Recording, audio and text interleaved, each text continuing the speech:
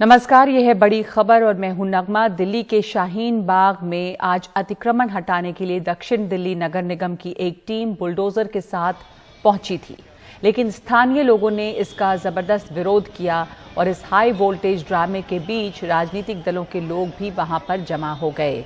अतिक्रमण हटाने की कार्रवाई का विरोध करने आम आदमी पार्टी के विधायक अमानतुल्लाह खान भी दलबल के साथ वहां पे पहुंचे। इसके अलावा कांग्रेस के भी कई कार्यकर्ता वहां जमा हो गए थे। सीपीआईएम इस मामले को सुप्रीम कोर्ट ले गई और वहां पे याचिका दायर की कि इस कार्रवाई को रोका जाए, लेकिन सुप्रीम कोर्ट ने कहा कि किसी राजनीतिक पार्टी की शिकायत पर वो इस कार्रवाई को नहीं रोक सकते और वैसे भी इन्हें पहले हाईकोर्ट जाना चाहिए। अमानतुल्लाह खान ने आरोप लगाया कि अतिक्रमण हटाने के बहाने बीजेपी यहां राजनीति कर रही है। दिल्ली बीजेपी अध्यक्ष आदेश गुप्ता ने पुलिस कमिश्नर और दक्षिणी दिल्ली नगर निगम के कमिश्नर को चिट्ठी लिखकर कहा कि आम आदमी पार्टी और कांग्रेस के नेताओं के खिलाफ सरकारी काम में दखल देने के मामले में कार्रवाई की जाए। लेकिन इस सब के बीच एक बात यह हुई कि बुलडोजर बिना किसी तोड़फोड़ के वापस लौट गया, क्योंकि लोगों ने पहले ही यहां पर जो भी अतिक्रमण थे उसको हटाने की कार्रवाई शुरू कर दी थी।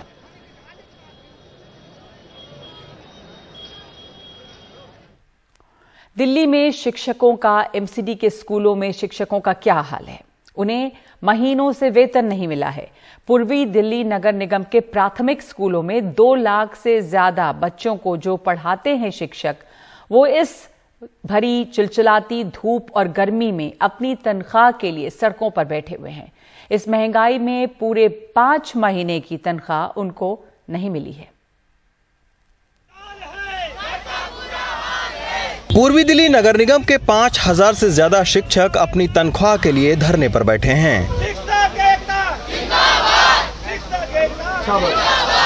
प्राथमिक विद्यालय में 2 लाख से ज्यादा बच्चों को पढ़ाने वाले इन शिक्षकों को 5 महीने से तनख्वाह नहीं मिली है। पूर्वी दिल्ली नगर निगम में 5000 टीचर काम करते हैं, जिन्हें पिछले 5 माह से वेतन नहीं मिला है, जिसके कारण आज नगर निगम शिक्षक संघ धरने प्रदर्शन पर मजबूर हुआ है। आज हजारों की संख्या में जो शिक्षक है वो इस बात का द्योतक है कि हम बेहाल हैं, हमारे घर में राशन नहीं है, हम मकान किराया नहीं दे पा रहे, हम अपने ऋण की किस्तें नहीं जमा पा रहे, अनेकों पेनल्टियां पड़ रही हैं। मैं दिल्ली को राज्यपाल से अपील करता हूं, आप दिल्ली सरकार और केंद्र सरकार से बातचीत करें, जिसकी जिम्मेदारी बनती है उसे वेतन दिलाएं, अन्यथा शिक्षक आर पार की लड़ाई लड़ने के मूड में है। स्कूलों में तालाबंदी होगी, किसी भी तरह का कोई काम नहीं होगा। मैं पुनः सभी से अपील करता हूं कि हमें जल्द से जल्द वेतन दिलाया जाए।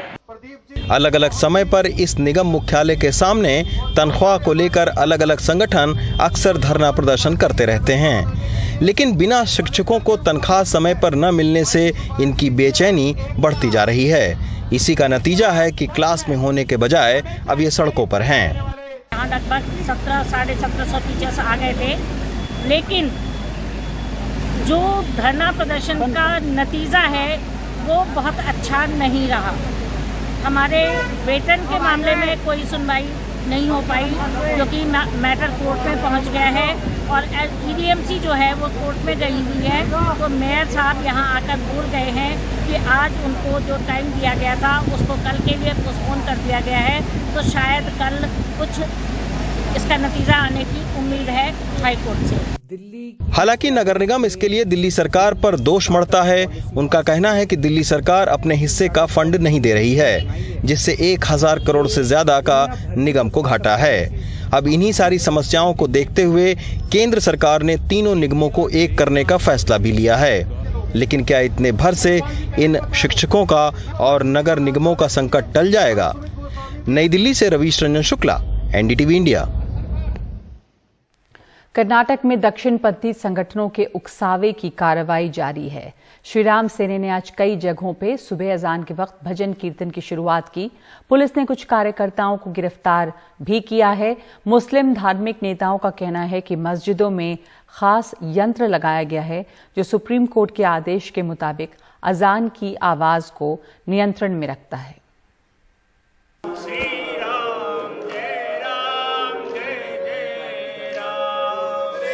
श्री राम सेने प्रमुख प्रमोद मुतालिक मैसूर में अजान के वक्त भजन कीर्तन करते हुए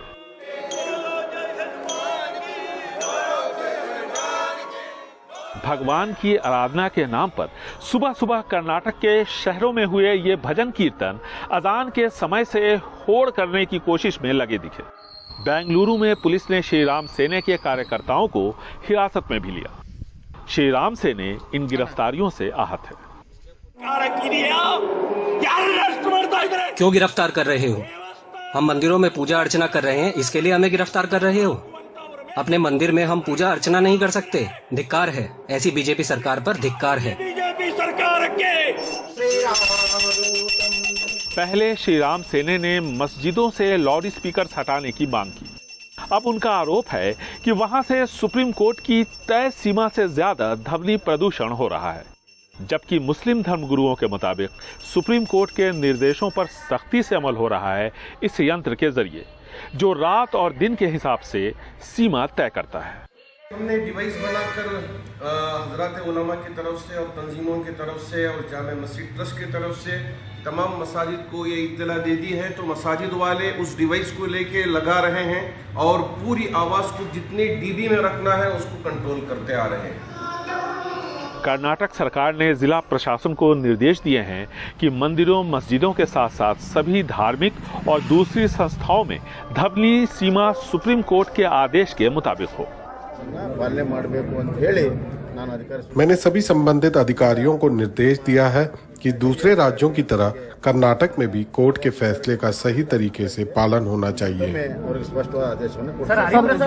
मंदिरों और मस्जिदों से लाउड स्पीकर्स के जरिए एक साथ आती आवाज किसी भी तयशुदा मापदंड को तार-तार करने के लिए काफी है। बेहतर होता कि सभी धर्मों के लोग एक साथ बैठकर ये तय कर लेते कि उनकी धार्मिक मान्यताओं से दूसरे धर्म के लोगों को असुविधा न हो। बेंगलुरु से निहाल किदवई, एनडीटीवी इंडिया।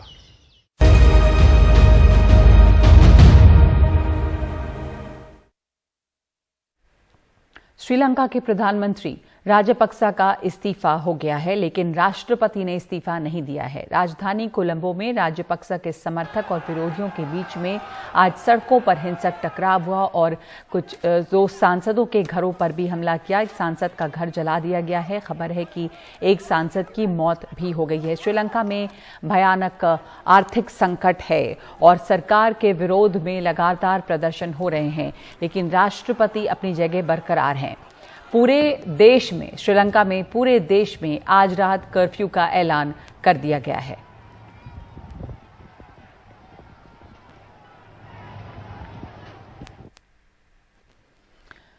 और अब खबर उज्जैन की। यहां पर एक शादी समारोह के दौरान बत्ती गुल हो जाने से दो दुल्हन आपस में बदल गईं। वो दूसरे दूल्हे के साथ पूजा करने लगी, लेकिन फेरे के वक्त इस अदला बदली का पता चला और सही दूल्हा दुल्हन के फेरे करवाए गए।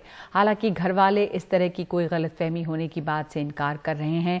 उनका कहना है कि सब कुछ ठीक ठाक ही रहा।